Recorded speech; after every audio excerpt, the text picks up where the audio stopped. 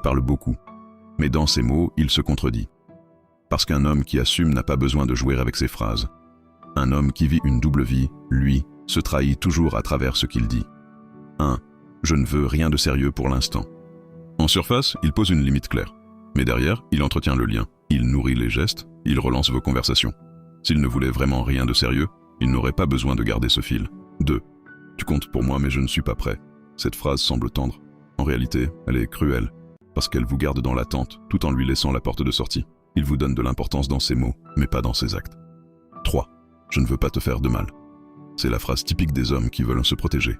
Parce qu'en vérité, ce qu'il veut éviter, ce n'est pas de vous blesser, c'est d'avoir à choisir, à assumer, à se montrer cohérent. Ces 3 phrases ne sont pas des preuves d'amour, ce sont des aveux de contradiction. Un homme sincère n'a pas besoin de jouer sur 2 tableaux. Il dit ce qu'il ressent et il agit en conséquence. Un homme qui répète ces phrases ne vous parle pas de vous. Il parle de lui, de ses peurs, de ses fuites. Votre force face à ces phrases, ne vous laissez pas piéger par leur douceur apparente. Voyez-les comme elles sont, des murs qu'il construit pour éviter d'assumer sa vérité.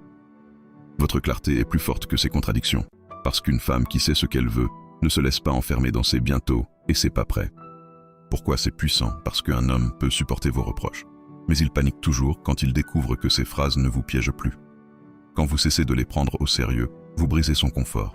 Et là, il doit choisir. Soit il assume ses sentiments, soit il reste dans ses contradictions. Dans les 2 cas, vous gagnez, parce que vous ne dépendez plus de ces mots. Et vous, dites-moi en commentaire, avez-vous déjà entendu ces phrases qui prouvent qu'il n'assume pas sa vérité? Et si vous voulez apprendre à transformer ces contradictions en respect, contactez Batcha.